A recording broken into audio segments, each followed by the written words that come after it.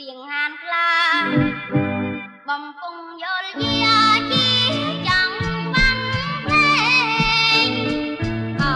ណាជាចង់បានទេរាប់ទាំងសម្រាប់ធ្វើគ្រឿងសង្ហារឹមធ្វើជាភេសជ្ជៈធ្វើនំធ្វើម្ហូបបង្អែមធ្វើជាសំណង់លំនៅឋានរួមទាំងសម្រាប់ធ្វើជាសម្ភារៈប្រើប្រាស់ផ្សេងៗផងដែរប៉ុន្តែប្តីប្រពន្ធមួយគូបានច្នៃដើមត្នោតដើម្បីបន្ថែមអត្ថប្រយោជន៍គឺសម្រាប់បម្រើឲ្យការតាក់ទាញភ្ញៀវទេសចរជាមួយនឹងការច្នៃប្រឌិតប្រកបដោយភាពប៉ិនប្រសប់ពួកគេទាំងពីរនាក់បានដាក់ឈ្មោះរមណីយដ្ឋានកែច្នៃនេះថាផ្ទះបុកល្ហុងចុងត្នោតលោកងាន់សុជាតិម្ចាស់រមណីយដ្ឋានបុកល្ហុងចុងត្នោតបានប្រាប់អប្សរាទូណៃថាខ្ចោះអង្គុយលេងលើដើមត្នោតខុសប្លែកពីខ្ចោះលើទឹកហើយលោកមានគំនិតបង្កើតវាដោយមើលឃើញថាដើមត្នោតពិតជាមានតម្លៃនិងមានប្រយោជន៍ច្រើនយ៉ាងម្យ៉ាងទៀតលោកចង់ថែរក្សាដើមត្នោតដែលដូនតារបស់លោកដាំបន្សល់ទុកតាំងពី4ទសវត្សរ៍មកហើយផ្ទះបុកល្ហុងចុងត្នោតស្ថិតនៅក្នុងភូមិពួនកកឃុំបាស្រែស្រុកអង្គរបូរីខេត្តតាកែវលោកងាន់សុជាតិបានចាប់ផ្ដើមអាជីវកម្មនៅក្នុងឆ្នាំ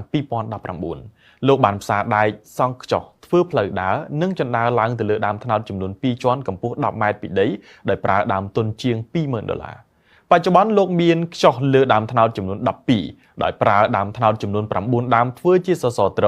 និងមានខ្ចោះជាង40ទៀតនៅលើដីស្រែទំហំ1ហិកតាភ្ញៀវទេសចរអាចស្វែងរកអាហារសម្រន់ដូចជាបុកល្ហុងពងមាន់អាំងពោះគោទឹកប្រហុកនិងប្រហិតចៀននៅផ្ទះបុកល្ហុងចុងត្នោតលោកងាន់សុជាតិក្នុងវ័យ39ឆ្នាំបានអះអាងថានៅថ្ងៃធម្មតាលោករកចំណូលបានចន្លោះពី1លានរៀលទៅដល់4លានរៀលទៅតាមថ្ងៃធម្មតាឬក៏ថ្ងៃចុងសប្តាហ៍ឬក៏ឱកាសបុណ្យទានជួនកាលភ្ញៀវរបស់លោកអាចកើនដល់ជិត1000នាក់ក្នុងមួយថ្ងៃហើយពួកគេភាគច្រើនជាអ្នកដំណើរមកពីគ្រប់ទិសទីនិងជាភ្ញៀវនៅក្នុងស្រុក